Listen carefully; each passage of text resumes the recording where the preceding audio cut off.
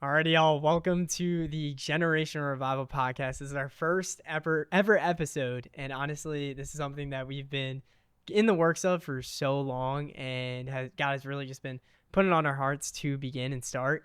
And we spent a lot of time, a lot of effort, a lot of energy putting this together. So we're super excited to finally be recording this for you guys. Yep, and a lot of energy is honestly an understatement. We have no idea what we're doing. Honestly, this is crazy that we're even here looking at all of these cameras and lights. It's definitely something that's new to us, so bear with us a little bit.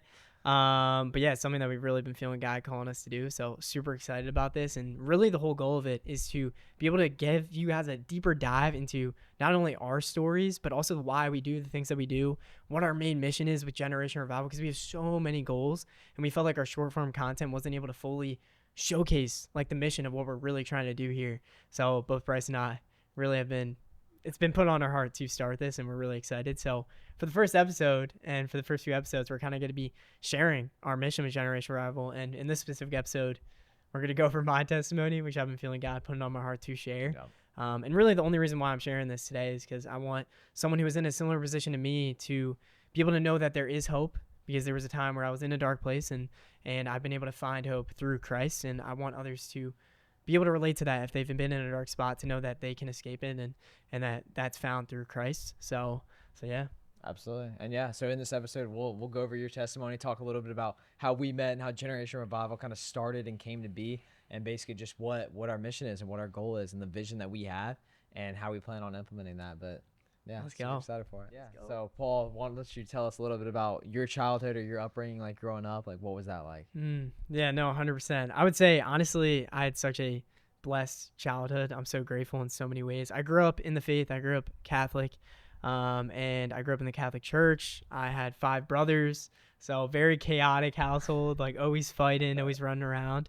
But honestly, I'm so blessed. Like the older that I get, the more I realize like how blessed I was in terms of like family. Like I literally have 5 brothers that are my best friends, and obviously it wasn't always like that. We definitely wanted to kill each other at times growing up, but 2 amazing parents that love each other, and obviously it's not perfect. Like we're not all perfect, everyone, but I'm so grateful. And yeah, really just had a great childhood in that way. Like I said, of course, chaotic, lots of fighting, I could tell you guys a million stories that you guys would probably think were crazy, but that's just how it is in big families, and that's why I love big families. But there's no doubt that a large reason why I'm here where I'm at today is because of my upbringing and because of the family that I had. So forever blessed, forever grateful for that. But what I would say is, like, because I grew up in the faith, I grew up in the church, right? We went to church every Sunday. My parents always made sure of that. Prayed before meals, prayed together as a family, like all these beautiful, amazing things. But as all of us know, like you kind of have to find that on your own. Like you have to find your faith on your own. And I never found that. You know, I mean, growing up, I never truly knew God. And obviously we'll dive into it later on of like how I ultimately came to find God. But I didn't know God growing up. I saw faith as like church, basically. Yeah. And I think it's a great point that you make there. Like it's you can know of God and you can do practices and habits like praying before meals and go to church and stuff that is great. And there's obviously nothing inherently wrong with any of these. But just because you check these boxes does not mean that you have a relationship or that you truly know God. And so I'm excited to hear about how you kind of came to fully know Christ and yeah, 100%.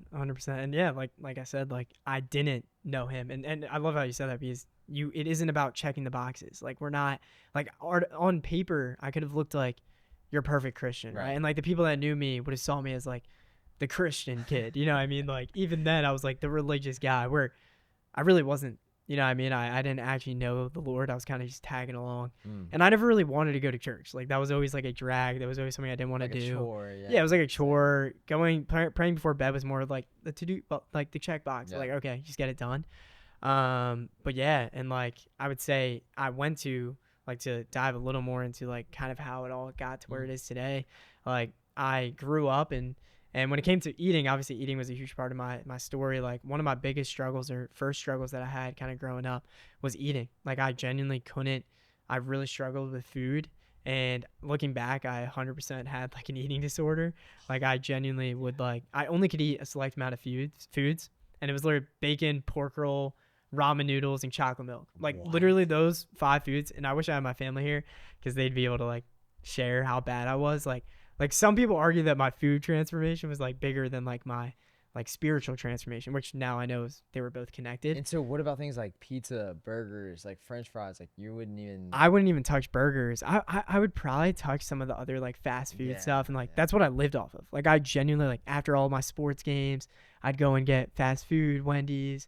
Like I ate horribly and was so picky. Like I only could eat a select amount of foods, and even the foods that I was eating, I would like gag randomly or think about throwing up and feel like I have to throw up for no reason. Like it made no sense. So I really struggled, and that was lasted like all of lower school, middle school, into high school, and it got better slowly over time. Meaning I was able to eat more bad foods, like more ultra Mm, processed foods, basically. Like yeah, I was able to expand in that way, but I was so picky. I was such a horrible eater, and it definitely affected me. Like, absolutely. and we've had conversations about this Mm, of like obviously school. I've never been a fan of school in general, so I struggled in school. You know what I mean? Like, honestly, because of the food, I was eating horribly, so that's obviously gonna affect like my your behavior, mood, my everything. mood, Yeah. yeah, like all of it.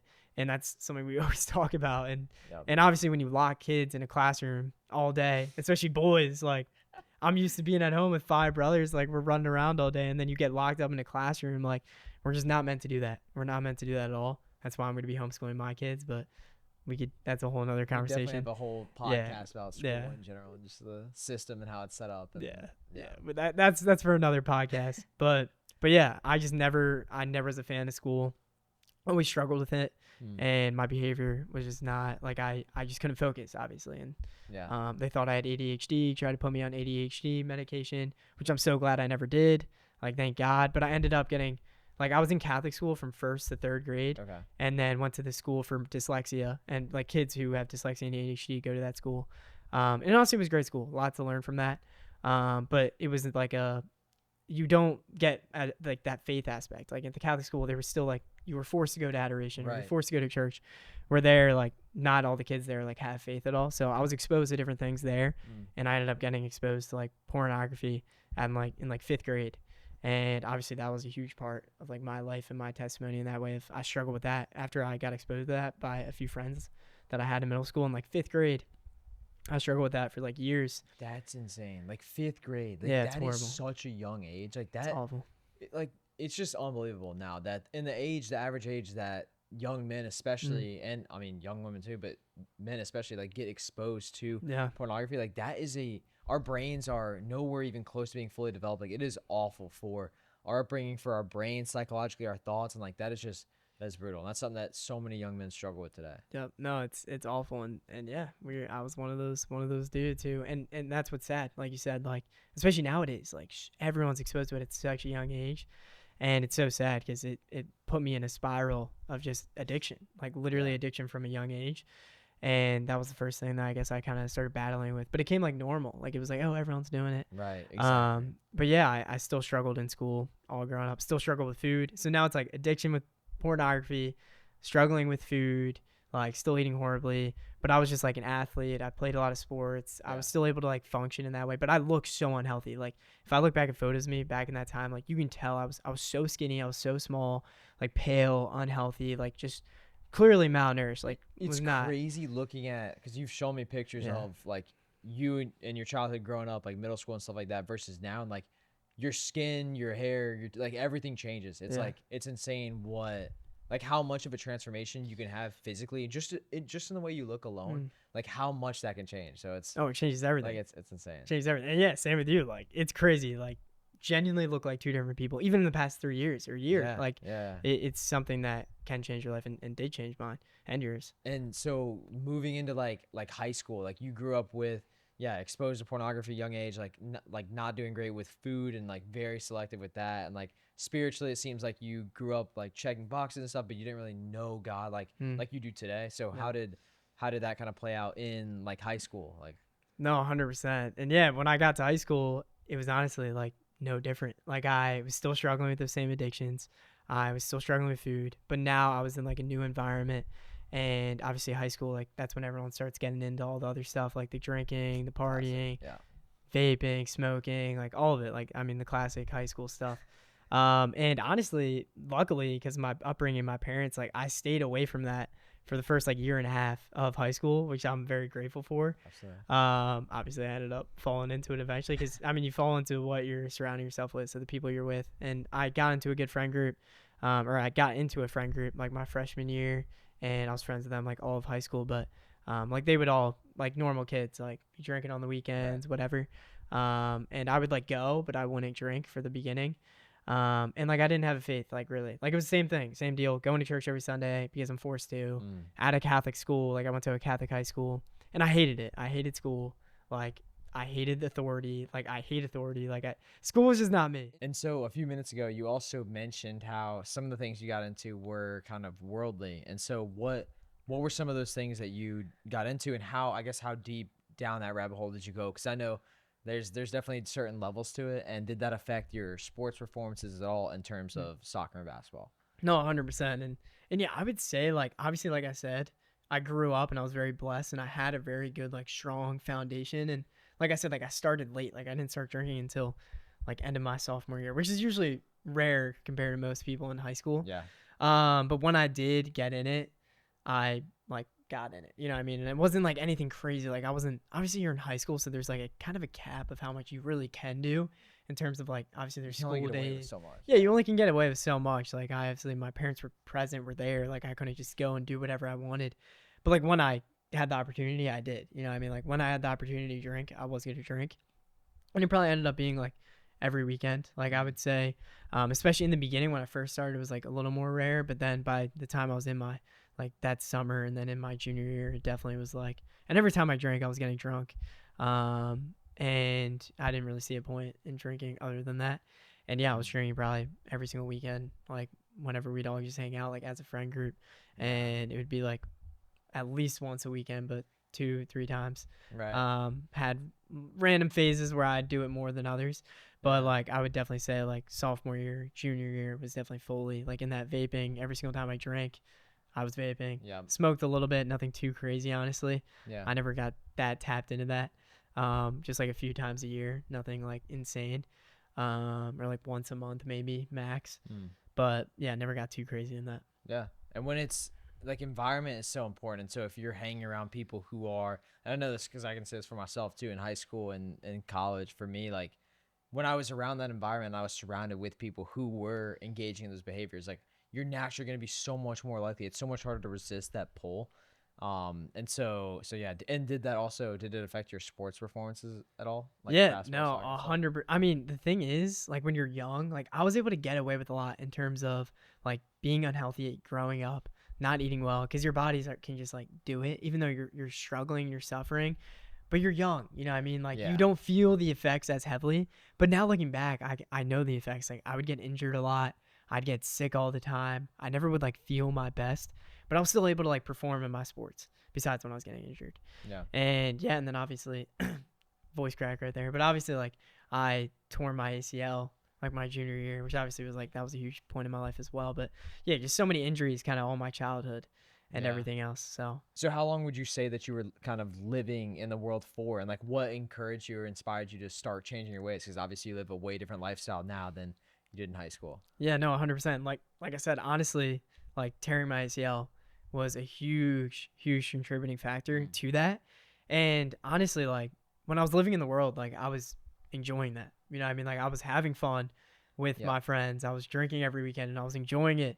And I ended up getting in a relationship like before my junior year, like right before my junior year started. Okay. And like I felt like everything was going well. Like sports was going great.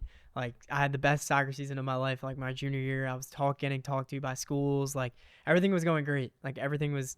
I felt not on top of the world. Like not everything was perfect, but like I was enjoying the life that I was living. I was very Right. content living the way that I was living. Right. And the way I was living is obviously not what I'm living now, and isn't a life that was bearing a lot of fruit in my life in that way.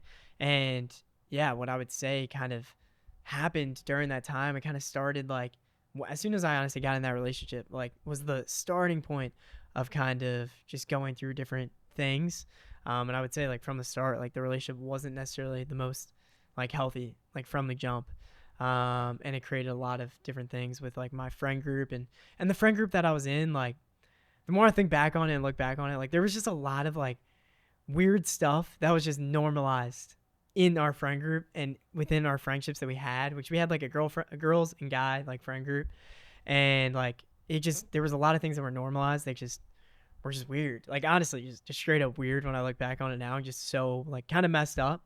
Mm. And it was tough because like obviously I get in that relationship, and yeah, just things weren't like perfect there with friendships and everything else. And these were people who like were my best friends for like since my freshman year, and the only friends I've really known in that way. What were some of those things that they were doing that you would say were like weird or like not really Yeah. world or like not really fulfilling to you, or like how are they kind of like what kind of habits were they doing and what kind of stood out in that way? And like Well, yeah, 100%. Like even when I look at like what I would say, even just the way we were all living, like normal high schoolers. You know, I mean, we're all okay, normal high yeah, schoolers. Like we're going out drinking, like normal stuff. So, anyways, that environment was obviously just not a fruitful one. right, Wasn't leading me to like good things. Like I wasn't becoming a better person around them. I wasn't growing closer to God around them. But that's like your average like high school friendships, relationships, 100%, whatever else it is.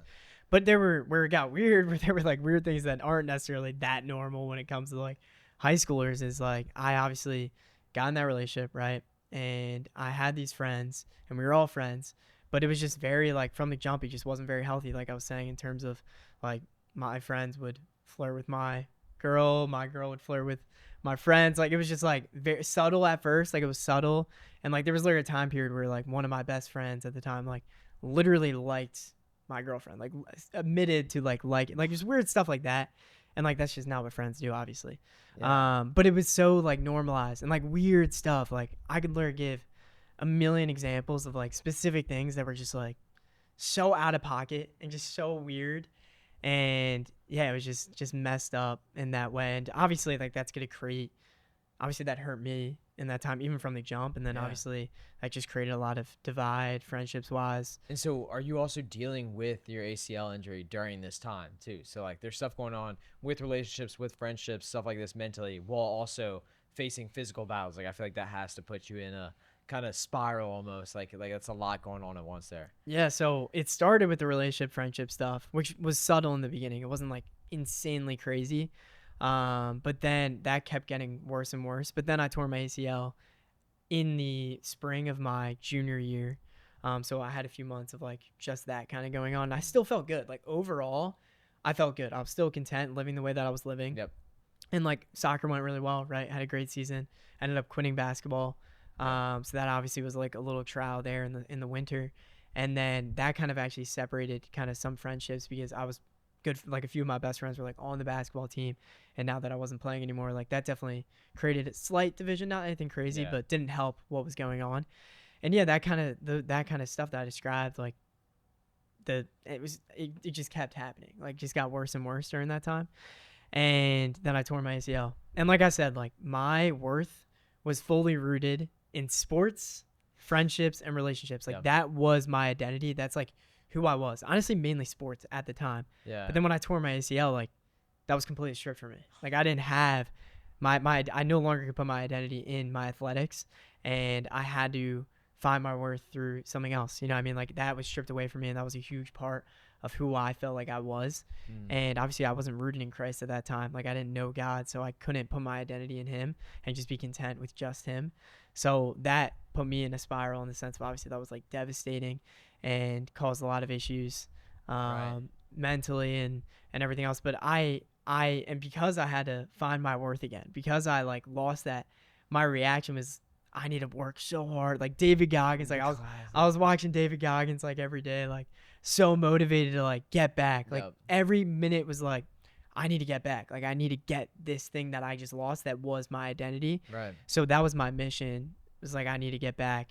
But obviously I was still just like in so much pain because that was still stripped from me. Like the reality was is that was gonna be stripped from me, and there were so many issues Yeah. that came with that. And then on top of the other stuff that was going on in terms of friendships, relationships, and everything else. Right. Yeah, and that's one of the things like the classic like the Goggins mentality where it's like push through everything, like the grind, like just work harder, like more motivation kind of thing.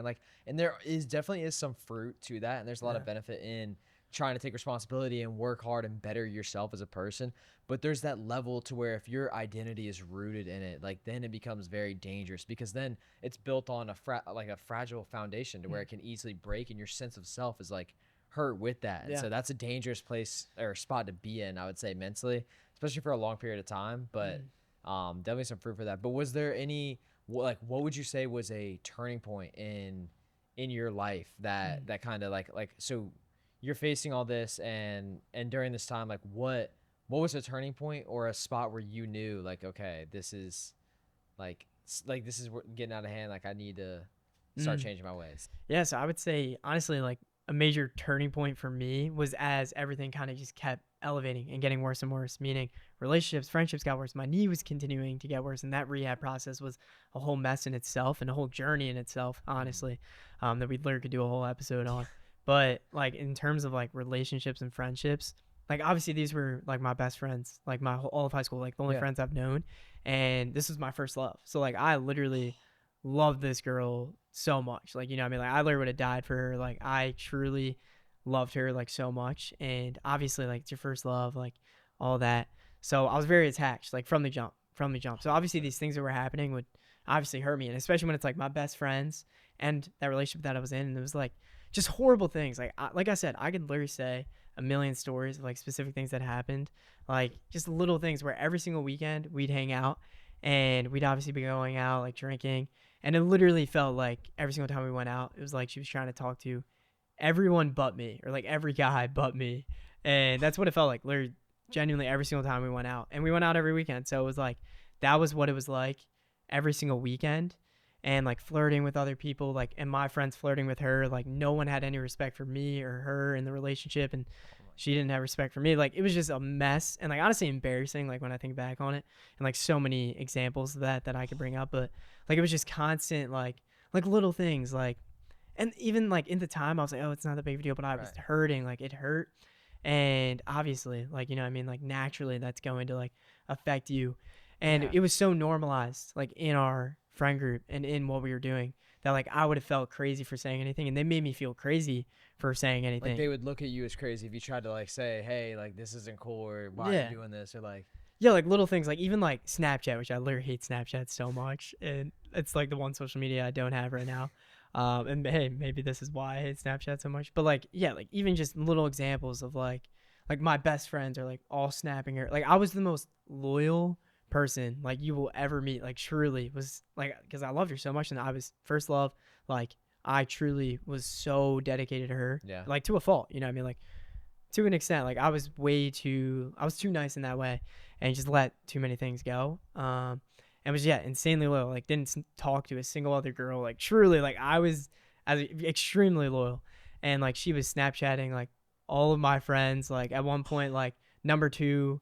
Like one of my best friends is like number two on her best friends that's list, and then it actually ended up becoming number one on her best friends list. Like while we're dating, and I know what? this sounds funny, like Snapchat, like it's not, but like it is that deep. Like it was weird. Like it was like, and that was no, like I had said stuff. Like I would every single weekend when this stuff would happen, like because it was every weekend. Like I'd be So witnessing you these would bring things. it up. You wouldn't just ignore. Like you would say something Not at about all. Yeah, like I'd bring it up and like emotionally, like I would hold a lot of it in because I didn't want to seem crazy. But that was just an insecurity, you know it. what I Right. mean, to not be able to bring it up. But then I'd be able to bring it up because it would just get to a point where it was like affecting me so much.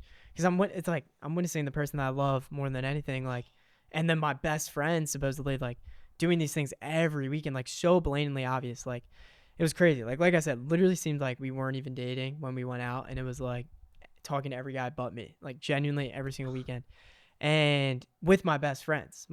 So it was a very weird situation and a tough situation where I felt trapped in that way, and yeah, like it was horrible. It was horrible. Yeah, that's a very tough spot to be in, especially if this is a friend group you've had for the entirety of your high school. Like so these are the people that you trust, you're friends with, you're close with, but then they like if they seem to be betraying you in some way, shape, or form, or literally flirting seemingly with like Yeah. your girlfriend at the time, like that, like how like so you would bring it up and things just wouldn't change, or like would it like Yeah. did your I mean, friends like obviously sit I'd there? bring it up, and I'd honestly like I would get emotional a lot and like cry to her. Like I never got angry. Ever got angry like at her specifically ever.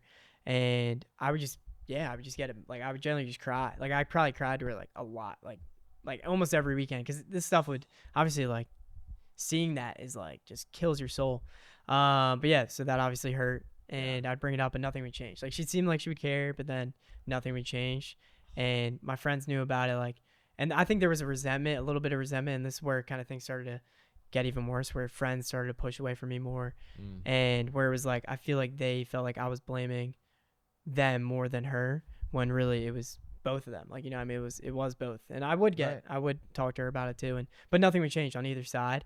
And it almost felt like things, the more that I shared how I was feeling, the worse it got.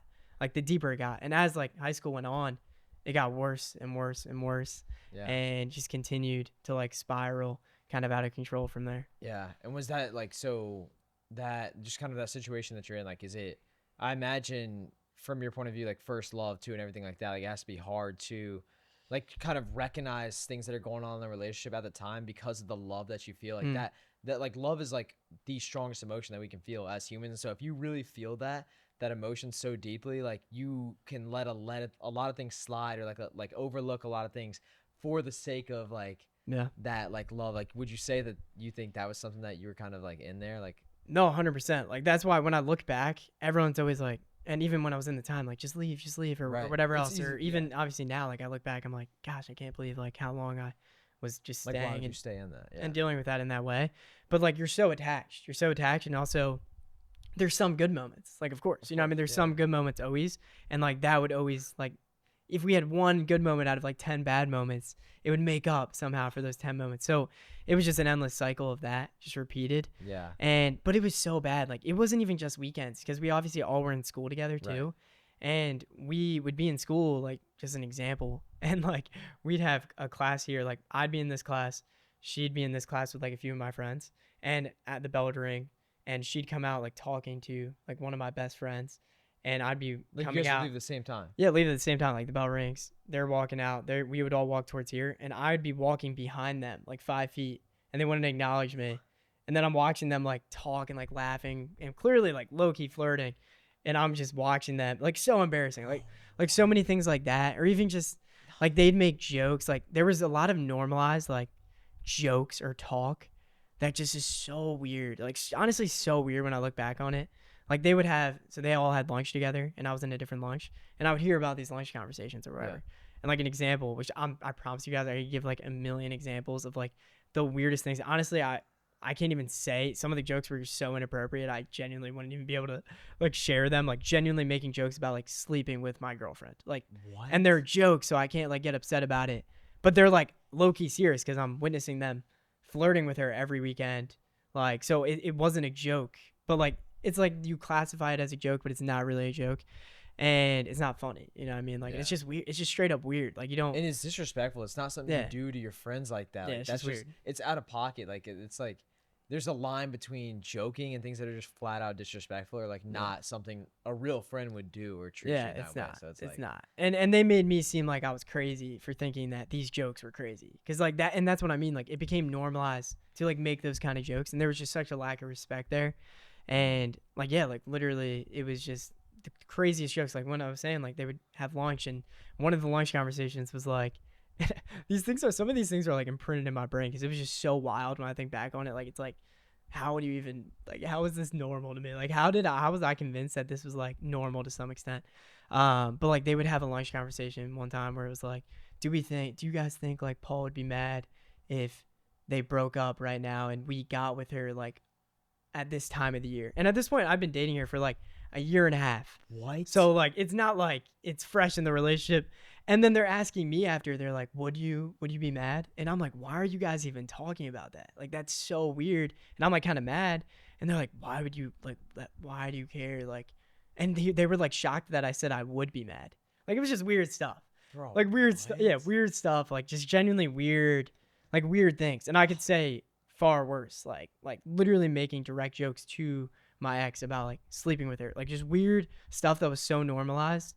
And obviously in my mind, I'm like, I knew deep down like this was so, and obviously that would hurt. Like deep down, like what do you mean? Like, and then the thing is, I'm actively seeing them take actions and her take actions towards like that being a possibility.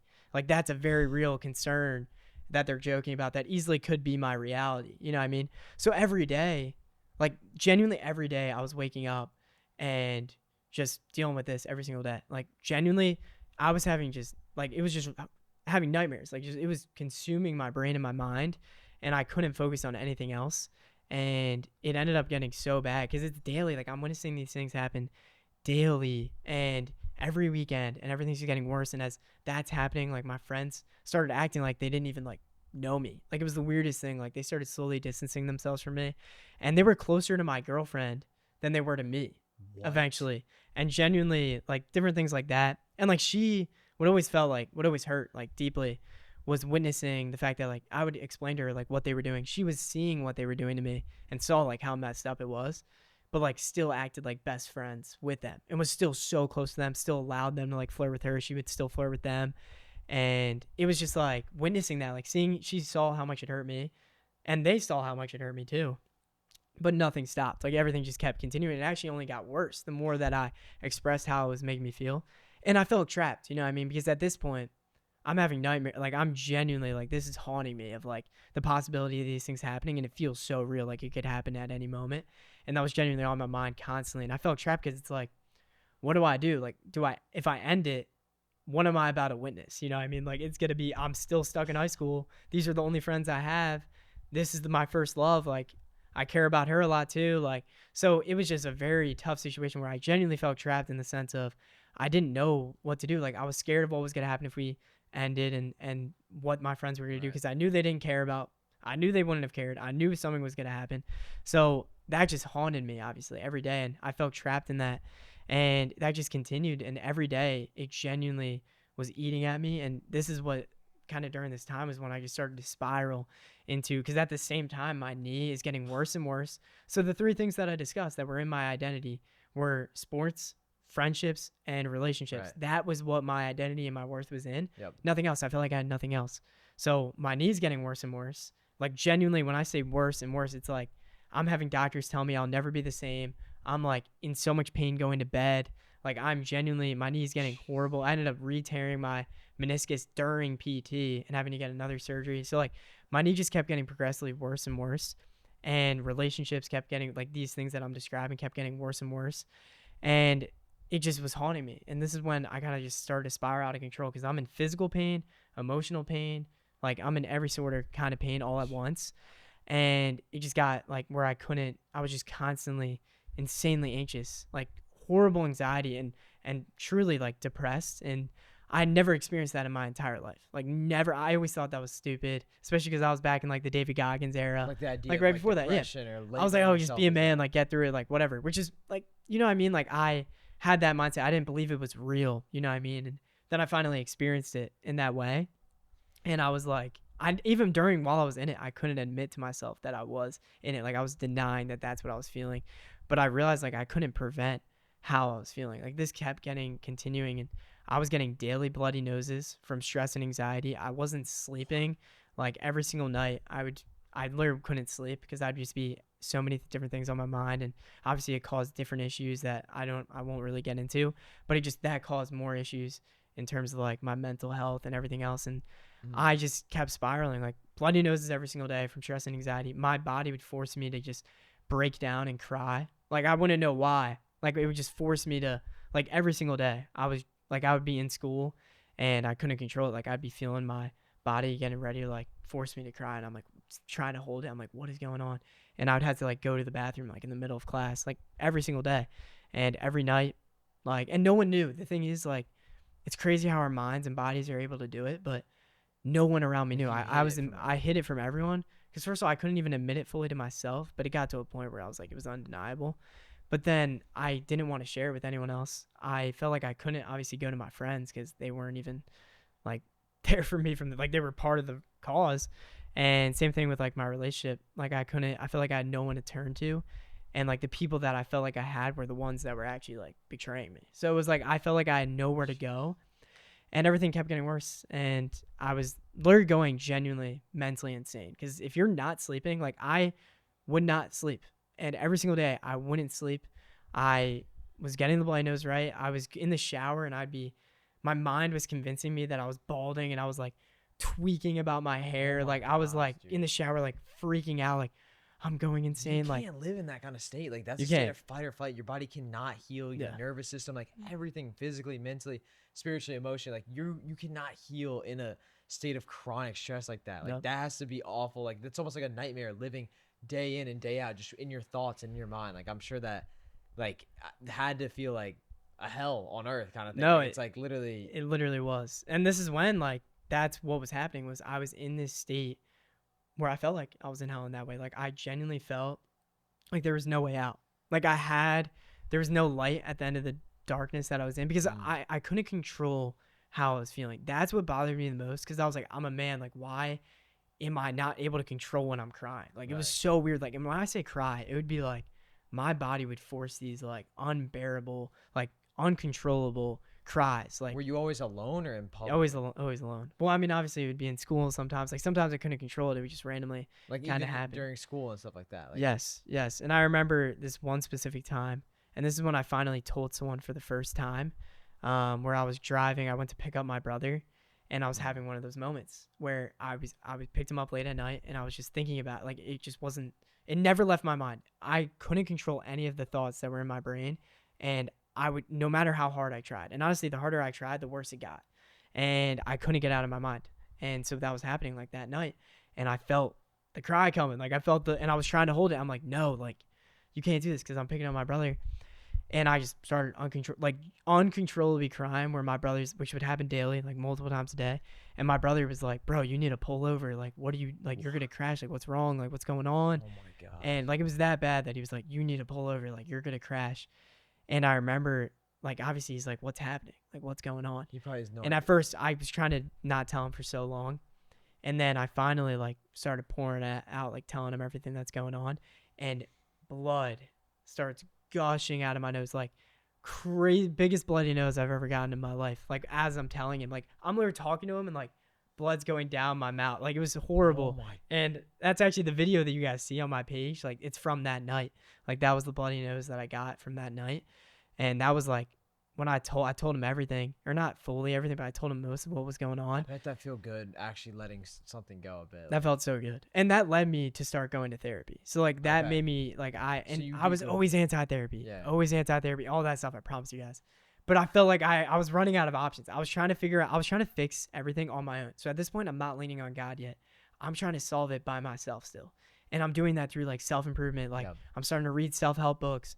I'm starting to start trying to wake up earlier even though I literally would just sleep through my alarm because I wasn't sleeping, and I would be able to do it some days and start doing cold plunges, working out more, like researching diet, all this stuff. Like, so I was just trying to save myself through self improvement. And I was doing that by waking up earlier, working out in the mornings, reading self help books, Yep. doing cold plunges, like doing all these different things. And I was just spiraling into trying to just save myself. Like, I was doing everything I possibly could. I was using the pain to try to heal, like just Yeah. try to save myself in some way and give myself some sort of meaning or purpose or whatever it was, and none of it was working. Like I realized very quickly that that was not going to be enough, and I was feeling worse. Like the more it got, like everything got worse and worse. It wasn't solving anything. Mm, So at this point, like I'm still not seeking God. I'm trying to solve it on my own, right. and I kept just feeling in such a dark place where I couldn't see a light at the end of the place that I was in. I couldn't control how I was feeling, and I was like, if I keep feeling this way, like I don't want to be here anymore. And that's where I like started to gain those thoughts. And that was when that started to happen, like in my life, where I started to question like taking my life, and I was every single day fighting to just keep going. And no one knew. Like no one knew, and that especially like I didn't even tell my therapist that because I was always scared like if you tell a therapist that they can like I think they're supposed to Like tell legally they're required to tell legally your required parents to or like tell something. your parents or something. So I knew like I couldn't tell her. So yes, it felt great being able to share everything. That helped me a lot during that Right. time, just to at least be able to talk to someone. But I felt like I couldn't share that, and I knew I couldn't share that. So I was still holding on to that burden daily, and I was still having those spirals, bloody noses daily, like crying daily, breaking down. So I'm waking up in the morning and I'm just bawling my eyes out every morning. I'm not sleeping, so I'm still going insane. And this is months to a year of this happening every single day where I'm just fighting to keep going and to keep living, and no one knows around me. Like I didn't even tell like my ex at the time that like I was going to therapy. Like I didn't tell anything about that. Obviously I shared when I was like things that bothered me about what was happening, but Right. nothing was changing. Like I said, like nothing was changing, and with friends or relationships, and everything kept getting worse. So I genuinely every day was just fighting to go another day. And every single day I would just be like, I knew that if I kept feeling this way, like I can't feel like this forever. And I knew that. And I knew I had to fix this. You know, like I was so desperate at this point because I'm like, I feel like I've tried everything and it's just getting worse. And I was in such a helpless spot where I'm literally saw no light at the end of the tunnel, and just constant fear, doubt, like truly was just consuming me. And I was going insane mentally and becoming like psychotic, like truly psychotic, and just so emotional. And just, I developed so much anger and hate during this time because I was building like resentment for these people in my life. And I remember when I would do the workouts in the morning or whatever else, Yeah. I'd be like punching my walls. I'd be like cursing, like freak that, it was, which is so corny, but it was fun. Like at that time, like I had so much anger You're fueled by and anger. hate in me, and I was being fueled. Yeah, I was being fueled by the anger. That was what was like keeping me going in a way, somewhat, even though I knew I couldn't feel like this forever. And I knew like at this point I was fighting for my life, and every single day was on my mind of like, I can't do this anymore, and like I can't keep feeling this way. And if I keep feeling this way, like I don't want to be here. Like why? What is the point of all this pain? What is the point of going through this, like for nothing? Like if there's nothing outside of this, if there's nothing like greater, like why am I even here? You know what I mean? Like why am I feeling this pain? Yeah. And how am I ever going to get out of this? And this is where I started to finally actually have to start questioning like my faith, and start to actually see like, okay, is this stuff real? I actually had to test that. And I think what really kind of hit me on a breaking point, I had so many breaking points. Obviously, like daily was like a breaking point, honestly. But like, especially like my biggest nightmares that I was having Right. and witnessing every day started to almost became a reality. You know what I mean? Where obviously what was constantly on my mind was fear of like one of my best friends like cheating with my girlfriend at the time. So like that was my biggest fear, and that's something that was like I was almost witnessing. It was like emotional cheating, honestly. It was emotional abuse, like surely. And I can't like during that time it was horrible. And I remember like that was my biggest fear, like always. And I remember it was New Year's Eve. It was a New Year's Eve party, and we're all there, right? Where everyone's drinking, obviously. Yeah. And I actually didn't find out about this until a month later. So no one told me. All my friends knew, but no one told me for a whole month. And I guess that New Year's Eve, they told me a month later where, and it was a night after we went drinking, and then we came back to my one friend's house to like sleep crash there. And for some reason they chose that day to like tell me. And I remember we get back to the house, and they're like, you have to tell him. You have to tell him. You have to tell him. And I'm like, what are they talking about? Tell you what. Like, Yeah, I'm like, what? But then I knew, like instantly I knew.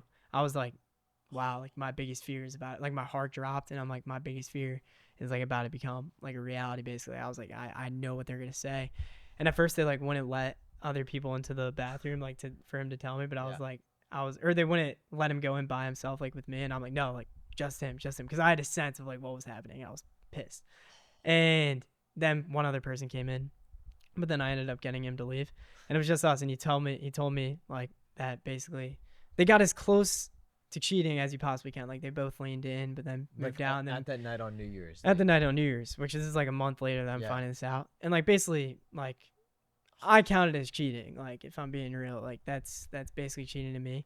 Like they what, both almost. yeah, they like, both leaned in, then leaned out, then leaned back in, and like weird stuff. And who knows if they were telling the full truth? Like I honestly don't know at that point. They were saying like they were really drunk, so like they don't remember much, like the classic excuse. Did But you ask your girlfriend about this? yeah, so obviously, yeah, I brought it up to her, and at first she was like denying that it happened, and then I called her in like multiple lies there. But I ended up staying. I actually ended up forgiving both of them, and like, but then from there it was a massive turning point. For some reason, after that day, like my friends almost started to reject me even more, and started to act like I didn't exist. Like I was saying, like they truly acted like some of them, not all of them, but most of them honestly all started acting differently towards me. Like I started to see that from that whole entire year and a half, 2 years. Like all of them started to act so differently towards me, and I didn't know why. Like I truly didn't understand why. Right. And there was no like specific thing that happened that like made them do that, or something that I did in that way. At least I thought. Right. And yeah, like we'd literally be in the halls, and they would just walk past me and act like I didn't exist, like just not even say hi. And like these were my best friends, the people that like the only people I thought I had like For years. for at this point, years, for years, like for, and so yeah, like just acting like I didn't exist. They literally made a separate group chat, and like didn't we had a guys group chat obviously, And it was like girls, like it's like petty, like little Yeah, girl, like this is like dude, what girls that's do. It was so weird. It was so weird. But yeah, they made like a separate group chat and like stopped using the group chat like a I was separate in. group chat. Literally had it exact same people just accept you. Yeah, I'm pretty sure. Like Like something that like is at least they stopped using the group chat that I was in. yeah. And then clearly they were still communicating because then I'd see them like on their stories like hanging out with each other. And so this is the first time in my life, and this all But they didn't happened. say anything to you about this beforehand, did they? Or like No. they There was weren't no. like, oh, like Yeah. we have an issue with you. Or there's No, something. yeah, there was nothing. It almost seemed like they had a conversation after that event happened where one of my best friends basically cheated with my girlfriend.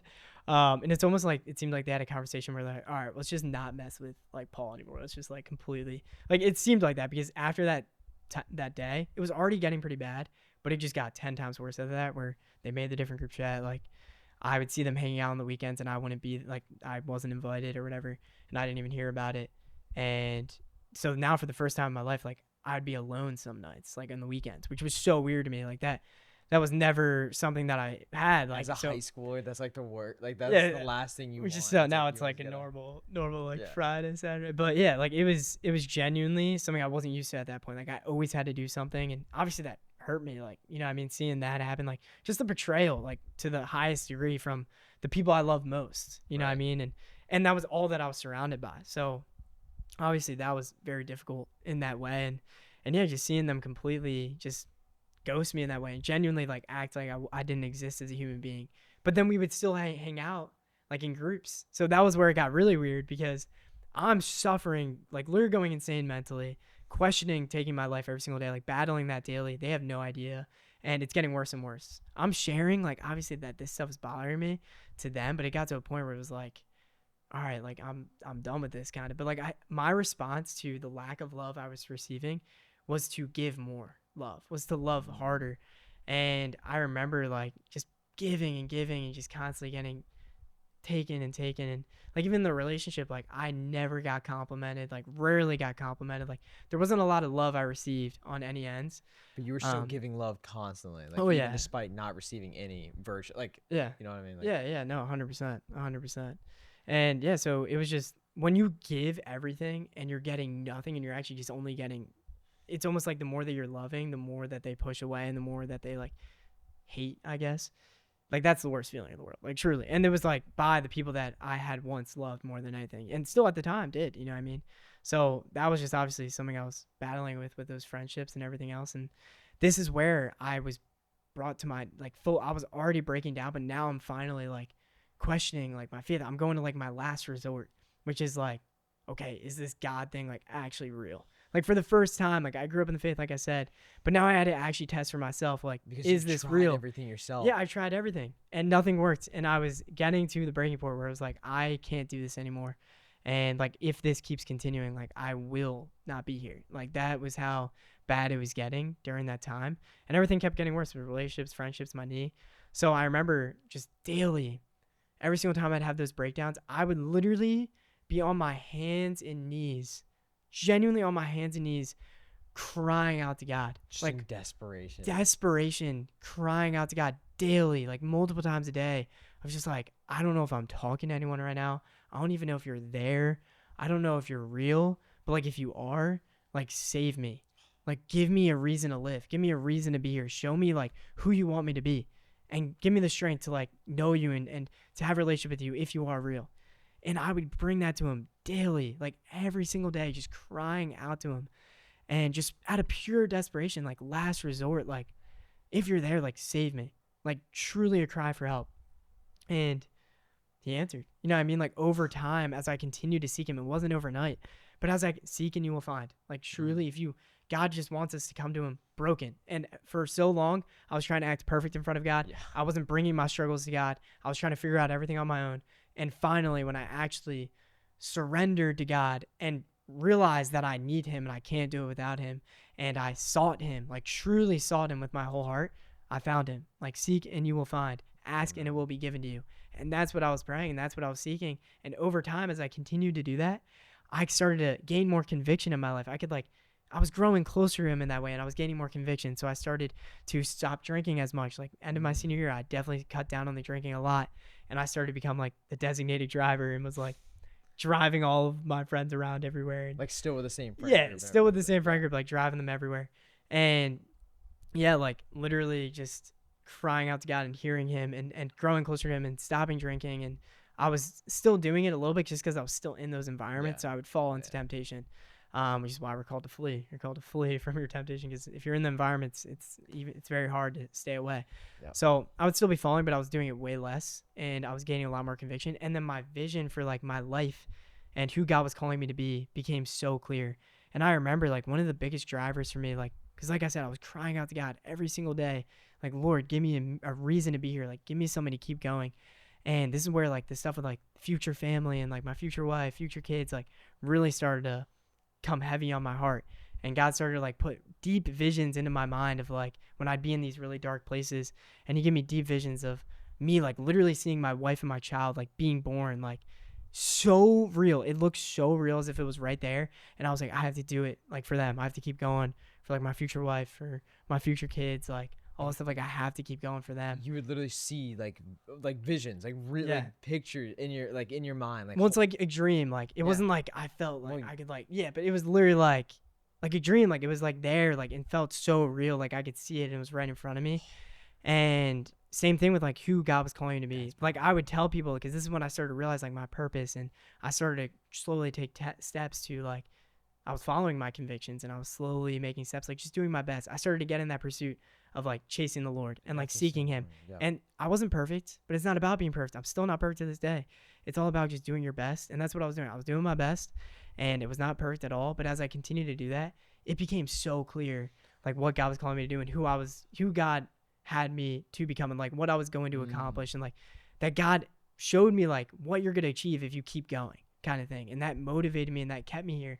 Like that gave me, I finally could see a light at the end of the darkness that I was in. I could finally see hope in the lack of hope that I was in. And that's what you needed so bad because of how you had lived for multiple years straight, basically living in darkness, living in a dark spots where you literally probably didn't see any light at the end of the tunnel. Now finally seeing that, like I'm sure that had a profound just like relief on your end, like actually No. seeing a light and having those visions. Like that's Yeah. No, it literally, I mean, it changed everything. And the thing is though, I was still suffering during this time because I was still in those environments and it was honestly just getting worse and worse. Like those environments, but now I had God slightly. I still wasn't fully there, but at least I was starting to seek Him more and I was leaning on Him a little more. But I didn't fully like have it yet. I wasn't fully there. But the visions and the things that God was showing me, like I could see it as if it was right in front of me. Like I would tell people like I'm gonna have millions of followers one day. Like I'm gonna do this, and probably it was rooted in a lot of pride at the time. But like God made it so clear like what He was calling me to do. And it's crazy looking back because I literally didn't even have social media. I only had Snapchat. So like that's just crazy to think that God would have called me, who was someone who was always anti-social media, didn't even have it all of my whole life, besides literally Snapchat and maybe YouTube at times, to start actually posting on social media full time. So it was and crazy. and just to make that clear, like you are telling people that you're gonna have millions of followers on social media before you had posted a single video on social media. Yeah, I literally had not posted a single video, and I would tell like family, I would tell even my friends at the time, like this is what I want to do, and some of them would like they would make jokes about it.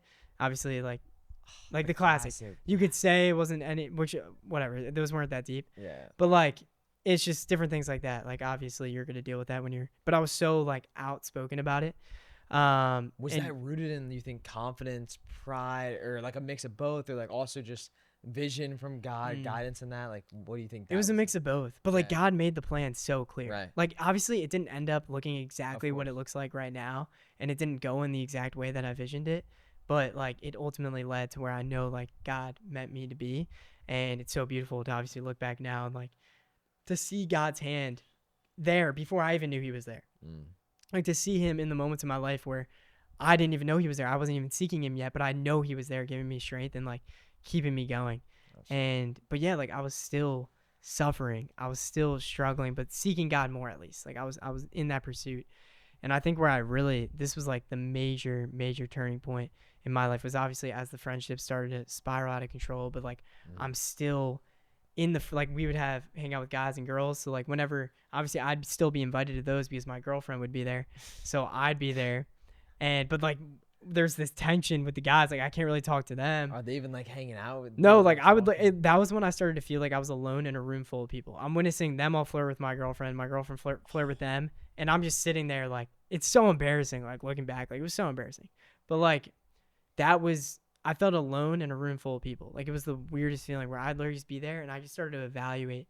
Like this is where obviously I was Mm. growing deeper in my face, so I started to evaluate like why people act in the way they act. Why I was evaluating like my internal thoughts, like why am I feeling this way? Like really was just like studying people in that way, honestly, and studying my own thoughts. And I Mm. grew a lot spiritually, physically, mentally from that. But I was just feeling alone in a room full of people, like really suffering there. And I think the lowest point that I hit, which was during senior week, and I was still somewhat having thoughts of like ending my life. Like I still was struggling and suffering, but at least like whenever I would have those thoughts, I would be reminded of like my purpose and like who God was calling Mm. me to be. And I'd be reminded of my future family. And that is what kept me going. And that was the only thing keeping me going. Like there's genuinely no doubt in my mind, like I would not be here right now if it weren't for God showing me that and answering that prayer. Like there's genuinely no doubt in my mind I wouldn't have been able to keep going. Like I was Mm. at that point where I couldn't go much longer.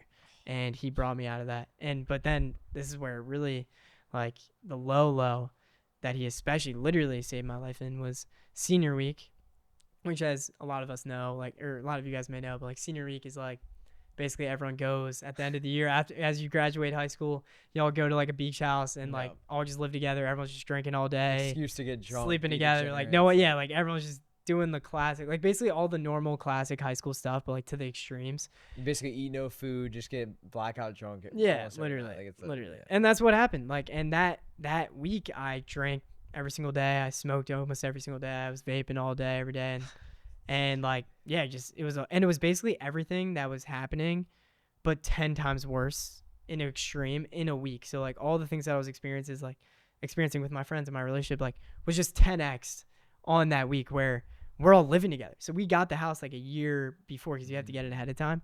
So I'm in the house with all the friends that now like really don't rock with me. I don't really rock with them. Like we would have like sometimes have physical altercations, like nothing like crazy, but we had a few physical altercations.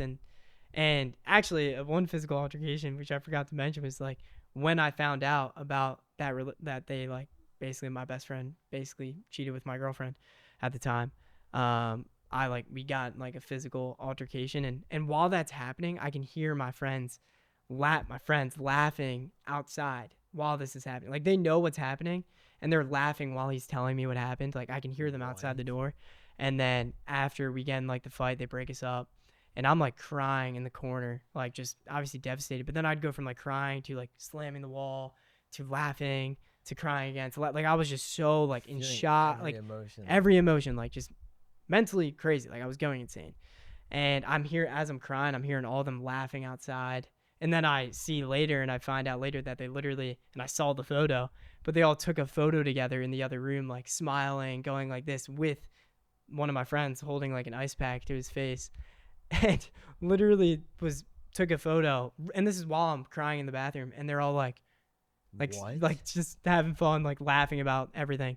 So like yeah, that's just like brief examples. Like I can name a million other examples like that of just how crazy it was and how unnormal it was, but they made me seem crazy for thinking that the things that were happening were crazy. So that was another thing that was struggle is like I couldn't even, it was hard for me to admit to myself that what was going on was crazy. And I was suppressing it all because I was like, am I crazy? And because they had normalized it, so It was so you're the normalized. only one here, and everyone else is like, Yeah. "Hey, this is actually normal." So it's like how it almost like tricks your brain. You're like start second guessing if your thoughts are actually accurate and if they're Yeah. actually like right and like Yeah. It was crazy. And that was basically senior week was all of that times like 10, meaning the flirting, everyone's like half naked that week. Everyone's not sleeping, drinking all day. Like no, no one cares during that week. oh It's yeah, like no, free for all.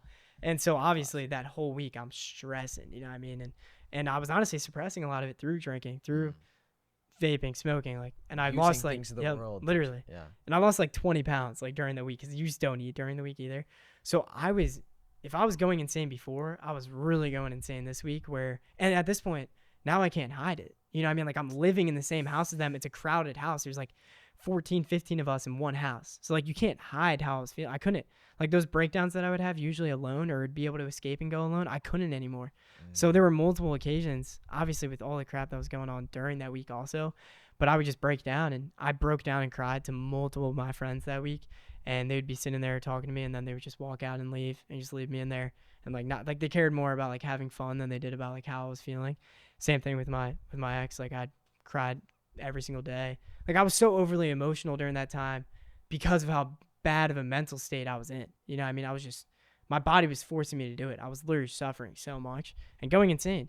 So my body would just force me, and it was every night, and like no one cared. Like, I realized that week, like, wow, like no one actually cares, because everyone saw it like right in front of them. Like, it was so clear how bad of a state I was in, and it almost seemed like they saw me as like a burden, like being there. So it was like, I realized that week, like, no one actually cares. And I remember I have never felt the devil more in my life than that week, like attacking Really? my mind. Like, the whole week, I'm like, I can't do this. Like, I'm done. Like, I can't do this anymore. Like, literally being like, I need, like, literally saying out loud, like, I'm gonna kill myself. Like, I said that out loud, and like, not to anyone, but like in my mind, because I was tweaking. Like, I was actually just going insane. And because you're not sleeping, you're drinking all day, you're not eating, It's so like literally a brain it's spin. everything that I was dealing with, but 10x, like I said.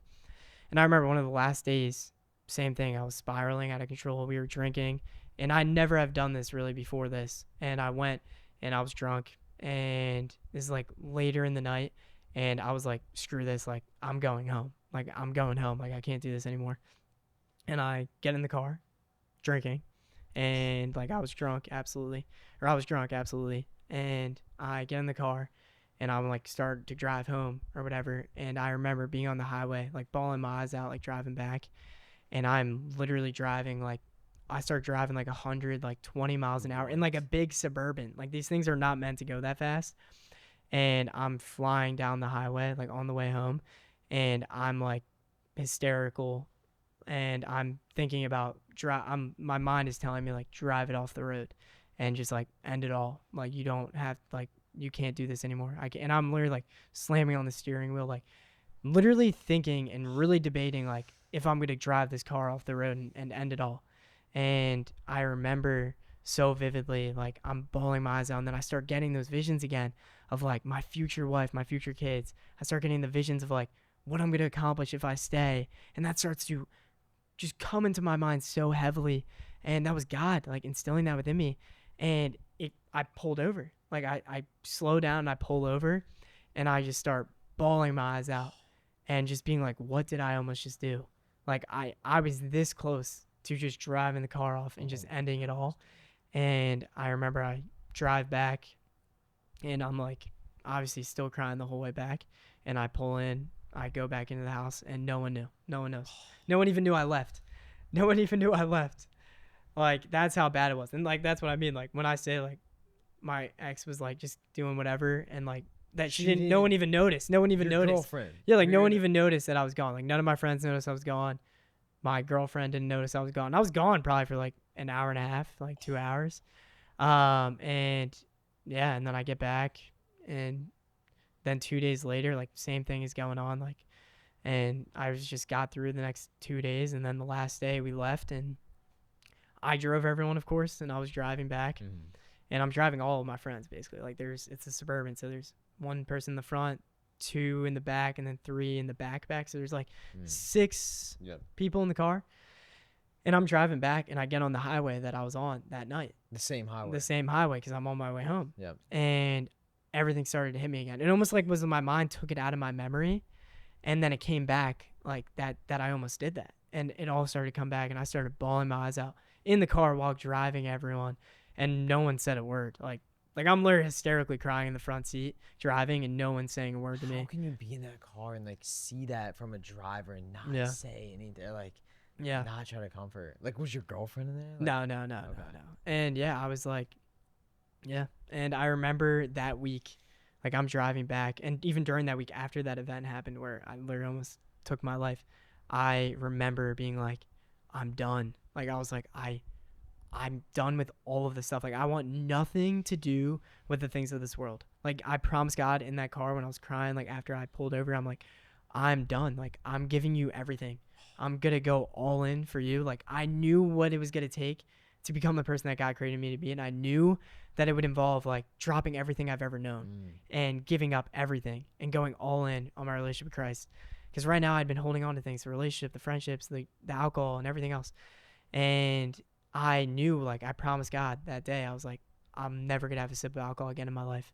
And I haven't had a sip of alcohol Bro, since. let's go. And it's been, go. what, 2.5 years? And I promised him, like, I'm changing everything. And I was like, I want nothing to do with the things of this world. I saw how much evil that the world can bring, and I want nothing to do with it. And I had so much anger and hate. So when I went to school, like, after that week, I was still in the relationship, though. That was like the last thing that I was holding on to, was the relationship. I went to college and I promised myself, like, I went far away. I went to North Carolina. I needed a fresh start. Yeah. I was like, I need to put myself in a fresh position to just start fresh.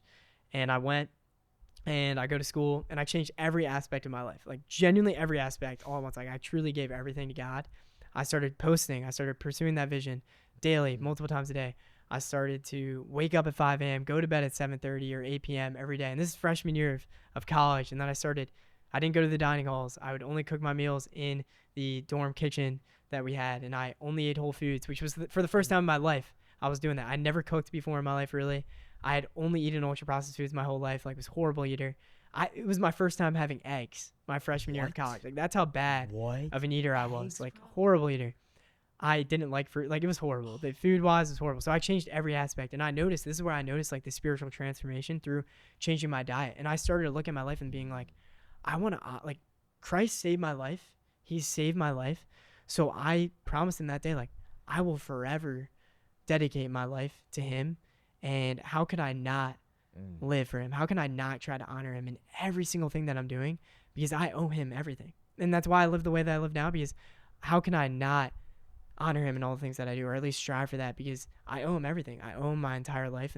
And I promised myself and God that night that, like, I'd spend the rest of my life dedicated to him and helping others experience that same thing that I did through him, because it's available to each and every one of us. And that's what I went all in with. And through that time, like, I isolated completely. Like, I didn't talk to anyone. I would go weeks without talking to a single person. All I did was wake up at 5 every day, train soccer, because I was documenting, like, a D1 journey at the time. I was cooking all of my own meals. Like, I was just as locked in as you can get, just for God and just everything that I was doing, and just fully dedicating every second of every single day to God and trying to honor him in literally every single, like, hyper obsessed of, like, trying to honor God in every little thing that I was doing. And a huge part of that was, like, diet. And, like, through what I was eating, I was like, I want to honor God by honoring the body that he gave me. And then it started to become even deeper than that. And we could do a whole nother podcast on that. But yeah, like, I just isolated from the world because I knew it was what God was calling me to do. And I was still struggling with that, obviously, because it was such a dramatic change in my lifestyle in such a short period of time. And I was so isolated. Like, for the first time in my life, truly, I was completely alone. Like, truly. And it was just me and God during this time. And it was such a blessing because it brought me so much closer to God. It helped me to realize and finally understand that if I have God, I have everything that I need. I started diving into the Word daily. I started really making time for him and prioritizing him in everything that I was doing. I was fully now away from these things that I was used to do, where when I got out of that relationship, I was still in that relationship for 2 months into college. And when that ended, like, honestly, that killed me when that ended. Like, even though it was, like, obvious it should have ended, like, obviously, like I said, like, I love this girl so much. And during that time, like, it was still really tough. Yeah. Like, when that ended, and the reason why it ended was it became so clear, like, that we just it wasn't going to work. And we actually ended, like, respectfully and mutually, like, in that on way. pretty good terms. Yeah, like, good terms in the sense, like, I never got mad at her. Yep. Like, I would get upset and cry and whatever. Of course. And nothing would change. And obviously that was frustrating. But, like, I never got, like, angry at her. And so we ended mutually and respectfully. And it just got to the point where I was going so far in the extreme of, like, health, Christianity, like, in my faith, like, I just Waking completely up at changed 5 everything. a.m., Yeah, like- like, completely became a different person. Like, truly was reborn in Christ during this time. And actually, I can say, like, I found God fully, like, during this time. And, like, I knew him. Like, I had a full relationship with him and was literally dedicating my whole life to him.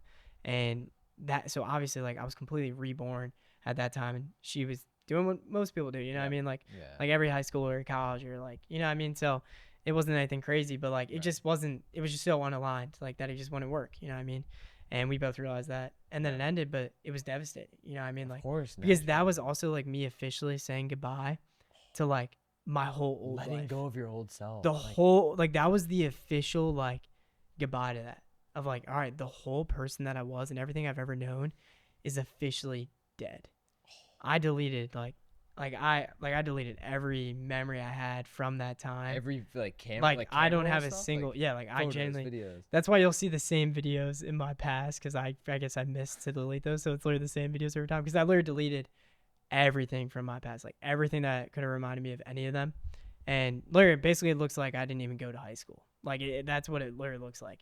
And it was one of the best decisions I made to do that. But yeah, that was very tough, because I officially, like, had to let go of all that. Because me saying bye to her was officially, because that was the only thing holding on to the friendships. Because, like, I would still go to the events because she was invited. But now that I wasn't with her, there was no way I was gonna be, like, hanging out with them, and they wouldn't want to hang out with me. You know what I mean? So it just would never.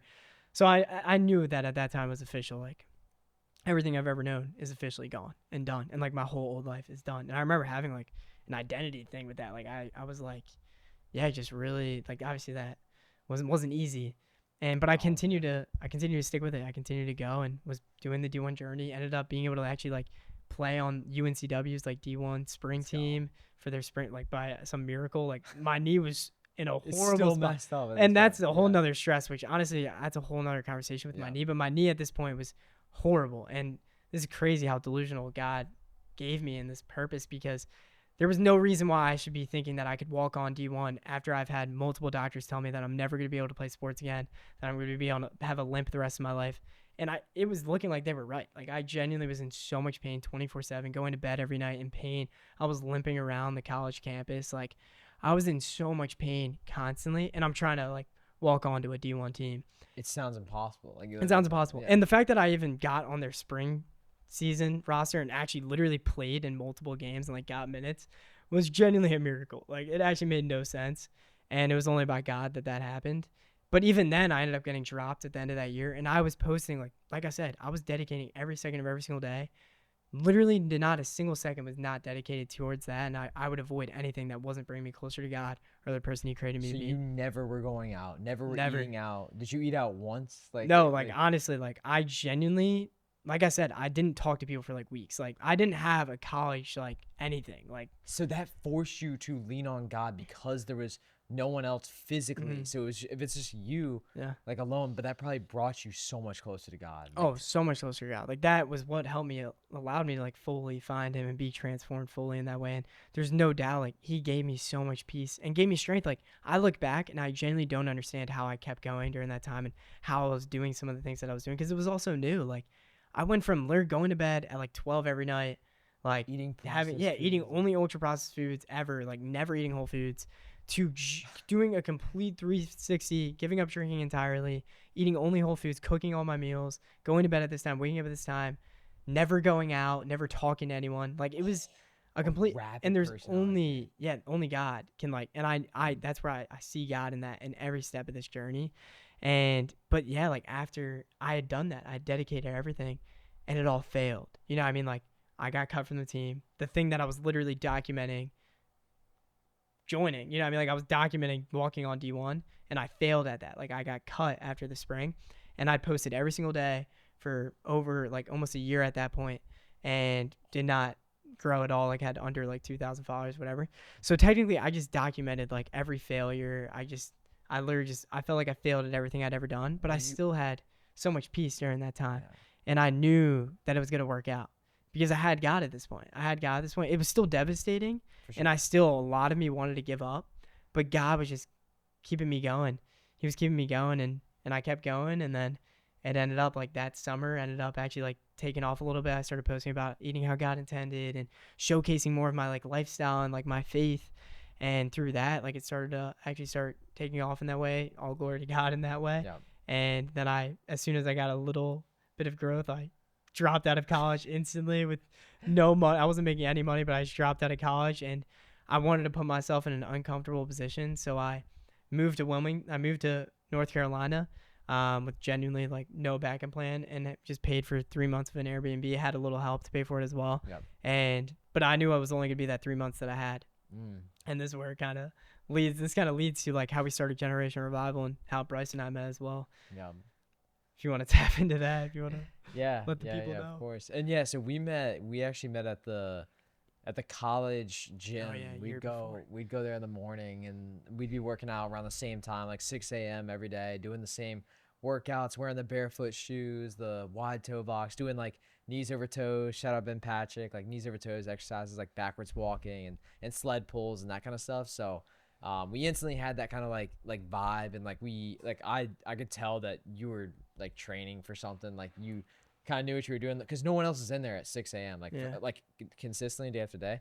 And so what we would say what's up a couple times, but we never like It's nothing crazy. actually, yeah, Yeah, we like it didn't, was like yeah. he was a senior, I was a freshman, and like so this is backtrack a little bit, like back to when I was like this is Still when I freshman first year, yeah. started transforming And everything. when I saw you, I never knew, like I wouldn't have Yeah. thought that you were still in any kind of like I thought you had everything together. Like you never, like on the surface it always seemed like everything was going well. Like you know what I Mm. mean? Like it was, Yeah, which is it's just crazy how your mind is able to like hide these things. yeah. Because like there would be days where like still during that time I was crying every day. Like my body would still be forcing myself to cry every day. Like it was like crazy. Like that was my normal life, was just like hysterically crying every single day and not even really understanding fully why. Because I was eating every meal alone. I was doing everything alone.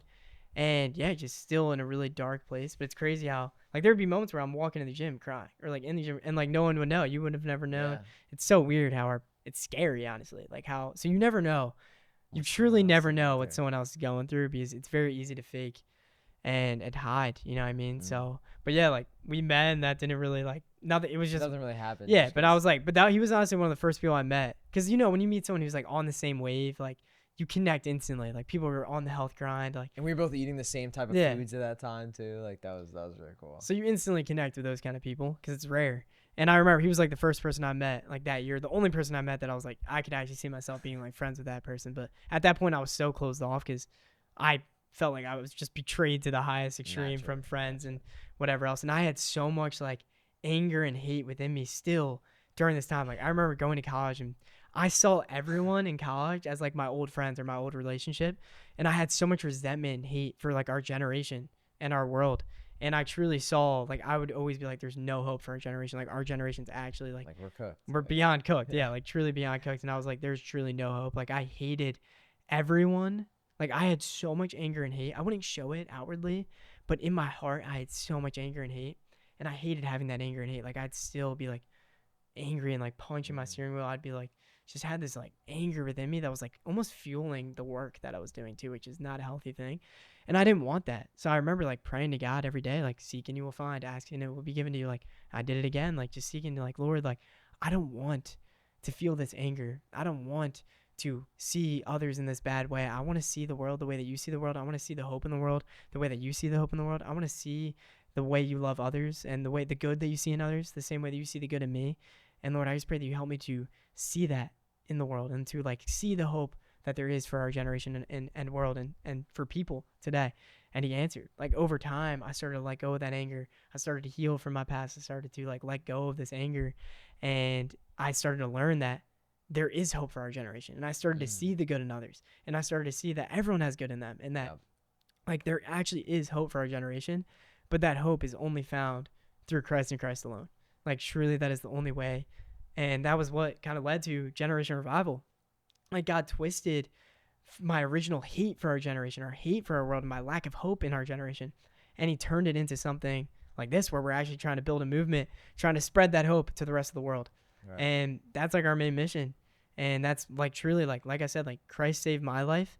So I will forever dedicate the rest of my life to spreading that to others and spreading that hope to others and showing others that there actually is hope for our generation. There is hope for your life. If right now you feel like you don't see a light at the end of the dark place that you're in this season of darkness, like there is a way out, and that way is only through Christ and Christ alone.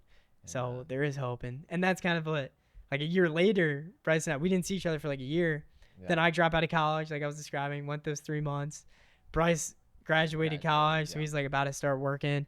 And I see one of his friends like recognizes me at the gym. Some random gym. Yeah, random gym like in the area, like crazy coincidence. Then I see him working out there. So then all three of us just started working out together every day. Yeah. And like a week after this, my Airbnb that I was in got like infested with bugs. That was so bad. And it was the last month that I paid for. So I had to I didn't have a place to stay, but I wanted to stay in Wilmington because I knew God was calling me to, like, I didn't want to go home. Like, my parents easily would have let me stay at Yeah. their house, but I wanted to put myself in an uncomfortable position to, like, make it work. Like, I had to make it work. And I felt God calling on my heart to, like, do that, to, like, Yeah. to make it uncomfortable. So that obviously put me in an uncomfortable position. And I ended up asking Bryce, like, yo, can I, after like a week of really knowing him, being Yeah. like, yo, Yeah. can I crash like on your couch? Literally. Like, so funny. Yeah, it was literally infested with bugs. Like, dude, that was bad. The Airbnb, that was brutal. But yeah, it's just crazy how, and then that turned into something crazy to where it was something like I get the text or I get the call from Paul like asking about this, and I'm like, yeah, sure, like you can crash on my couch or whatever. And then it turns into like one night, 2 nights. I'm like, all right, he's probably just like figuring out new situation, like all good and stuff. And then like, but then we started like connecting more, and we started like clicking on that. And I of course had my passion too share what I had learned to others on social media as well. And so Paul was helping me with that.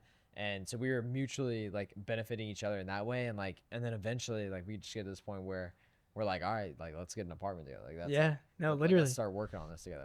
Like literally trying to grow and build like a business and Yeah. just No, help it other was, it people. was crazy. It was crazy. Like, it so was instilled by God because an iron sharpens iron in that way. Like, you were the first person that I met. Like, honestly, an answered prayer in so many ways of, like, I had been in solitude for a year and a half, and something I was praying every single day was, Lord, like I was just grinding in solitude for so long, and something that I craved so much was, like, a friend who I could, like, build something with, and, like, actually, like, it wouldn't affect my purpose. Like, hanging out with them would actually help elevate the plan and purpose that I felt God was, like, calling me to. And I remember, like, praying for that every single day. And that was exactly what you were for me. Like, and I needed someone I could trust because at that point I had no trust. Like, I couldn't trust anyone. And I could trust you instantly, like, genuinely, instantaneously. Knew I could trust you. You were so waking up at 5:30 a.m., not 5 a.m. All He's, right, he's slacking on that a little that's bit. I fair. got him beat on that. But, like, yeah, he was waking up early, going to bed early. Yeah. Like, he was also getting into content. So we're literally, it couldn't have been more of an answered prayer in that way where we just genuinely are just elevating each other, bringing each other closer to God. You were an answered prayer for me. And I mean, I Yeah, hope you I were was not, an yeah, answered you were an prayer in answer some prayer way. for me too. Um, Absolutely. but yeah, like, and it's just so cool to see, like, God in that. And then now it led, like, your journey led to, and my journey led to that. And then to Generation Revival. And then he ended up becoming a part of Generation Revival. Now here we Yeah. are today. Like, Here we are. it's Yeah. crazy to see. Less than a year later. Like it's Yeah, like, it's crazy. crazy. It's crazy. And, like, seeing back to when Bryce during that time, like, Blair just quit his job, went all in on content. Like, we were both in a struggling position, and then God just provided. Like, we just put him first, put our full focus into Yep. the mission, and, like, God has provided so well. And that's been the most important thing is keeping God in the center of our intentions each and every day and just trying to do that because it's so easy to, and like I'm still not perfect about this by any means at all, but like trying to keep God in the center of everything and not get distracted by the worldly desires Mm. and worldly temptations. And that's an everyday battle. Like we're gonna fight that no matter what. But that's ultimately what's allowed us to do what we've done so far and come this far. And like it's keeping God in the center. That's the most important thing at all times. Yeah, there's no doubt. And, like, iron sharpens iron. Like, Yep. we hold each other accountable in our faith. We hold each other accountable in everything that we're doing and making sure that we maintain keeping God at the center of all the things that we do.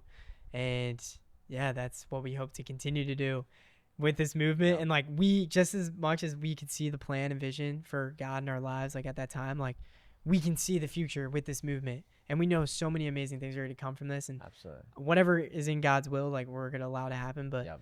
I just know, like, we can save our generation. And, like, that's us. That's not us. That's all of us. And that's all we're trying to spread. So I guess to end off, like, truly, like, the only thing that I hope you guys, like, take out of this call is that if you were, and the only reason why I share this, like, truthfully, is because if you were in a dark place like I was, like, I want that person to know, like, there is hope and there is a light, but you have to actually seek God. You have to seek God with your whole heart, and you will find him. Like, he will reveal himself to you.